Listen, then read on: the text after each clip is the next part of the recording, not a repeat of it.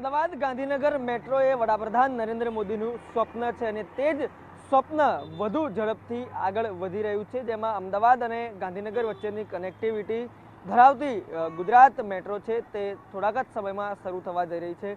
મળતી માહિતી મુજબ 16 સપ્ટેમ્બરના રોજ વડાપ્રધાન જે છે તે ગાંધીનગર અને અમદાવાદ વચ્ચે જે મેટ્રો તૈયાર કરવામાં આવી છે તેને ફ્લેગ ઓફ કરવા જઈ રહ્યા છે। આમ તો અમદાવાદ અને ગાંધીનગર એ ગુજરાત રાજ્યના ખૂબ મહત્વના શહેરો છે। ગાંધીનગર એ સત્તાવાર કેપિટલ છે રાજ્યનું, જ્યારે અમદાવાદ એ આર્થિક કેપિટલ માનવામાં આવે છે અને આ બંને આર્થિક અને જે રાજધાની છે તે વચ્ચેની કનેક્ટિવિટી વધુ સુધર થાય તે માટેનું આયોજન છે તે કરવામાં આવ્યું છે। સેક્ટર 1 થી લઈને મોટેરા સુધીનો જે મેટ્રો રૂટ છે તે વડાપ્રધાન ફ્લેગ ઓફ કરવાના છે। મળતી માહિતી અને શક્યતાઓ અનુસાર તેઓ જે મેટ્રો ટ્રેન છે તેમાં સફર પણ કરી શકે છે। સેક્ટર 1ના આપ સીધા જ દ્રશ્યો જોઈ રહ્યા છો, જે અદ્યતન મેટ્રો સ્ટેશન છે તે શરૂ કરવામાં આવ્યું છે, જેમાં ગુજરાતની જે જાણીતી વાતો છે તે પણ અહીંયા ચિતરવામાં આવી છે અને ખાસ કરીને આબેહૂબ મેટ્રો સ્ટેશન છે તે તૈયાર કરવામાં આવ્યું છે, જેમાં વિશ્વનું સૌથી મોટું cricket stadium Narendra Modi stadium છે તે પણ અહીંયા બતાવવામાં આવ્યું છે। અટલ બ્રિજ જે અમદાવાદમાંથી પસાર થતી સાબરમતી નદી પર તૈયાર કરવામાં આવ્યું છે તે પણ અહીંયા ચિતરવામાં આવ્યું છે।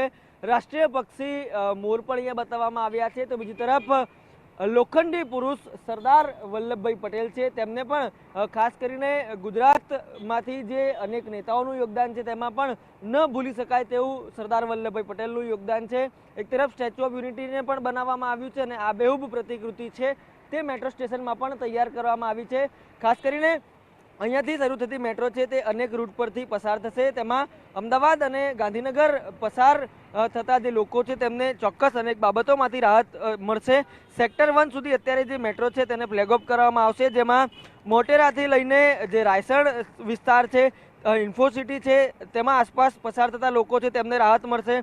આ ઉપરાંત GNLU અને જે PDPU કોલેજ છે તેમાંથી પણ જે વિદ્યાર્થીઓ છે તેમને મોટા પાયે રાહત છે તે મળી શકશે। આ ઉપરાંત કહી શકાય કે જે કોબા સહિતના જે વિસ્તારો છે તેમાંથી આ પસાર થતી મેટ્રો અનેક જે લોકો છે, અનેક મુસાફરો છે તેમને ચોક્કસ સમયમાંથી પણ રાહત આપવામાં આવશે। અત્યાર સુધી જે પ્રકારે જોઈ રહ્યા હતા કે ટ્રાફિકની સમસ્યાઓ છે તે પણ ખૂબ સર્જાતી હતી, આ ઉપરાંત અનેક કલાકો છે તે વેડફાતા હતા, પરંતુ અમદાવાદ અને ગાંધીનગર વચ્ચે મુસાફરી કરનારા લોકોને અનેક તબક્કે હવે રાહત આપવા વડાપ્રધાન જઈ રહ્યા છે।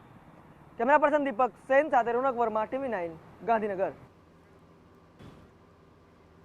જો કે અત્યાર સુધીના મેટ્રો રૂટ કરતાં મોટેરાથી મહાત્મા મંદિરનો જે રૂટ છે થોડો વિશેષ છે।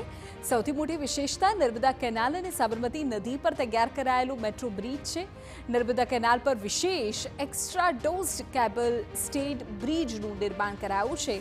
આ કેબલ સ્ટેડ બ્રિજમાં 145 મીટરનું સેન્ટ્રલ સ્પાન છે, 79 મીટરનો અંતિમ સ્પાન છે, સાથે 28.1 મીટરની ઊંચાઈ ધરાવતા 2 પાયલોન પણ તૈયાર કરાયા છે।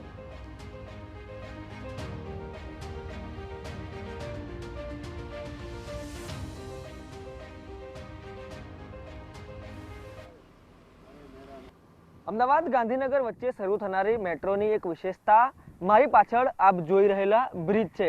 એક્સ્ટ્રા ડોઝેડ બ્રિજ જે તૈયાર કરવામાં આવ્યો છે નર્મદા કેનાલ ઉપર, તેના ઉપર પણ વિશેષ કામગીરી છે તે મેટ્રો રેલ વિભાગ તરફથી કરવામાં આવી છે, જેમાં વિશેષ જે સ્ટીલનો ઉપયોગ કરીને આ જે બ્રિજ છે તે તૈયાર કરવામાં આવ્યો છે, જેમાં 145 મીટરનો સેન્ટ્રલ સ્પાન સહિતની જે કામગીરી છે તે કરવામાં આવી છે અને અંદાજિત 80 મીટરનો અંતિમ સ્પાન છે, તેમ કુલ 28.1 મીટર ઊંચાઈના 2 પાયલોનની કામગીરી છે તે પૂર્ણ થઈ છે અને આ સ્પાન વચ્ચેથી જ જે મેટ્રો ટ્રેન છે અમદાવાદ અને ગાંધીનગરને જોડશે।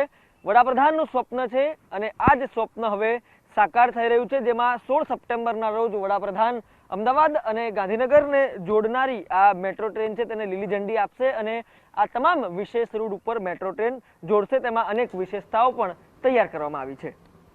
કેમેરા પર્સન દીપક સેન સાથે રોનક વર્મા, TV9 ગાંધીનગર।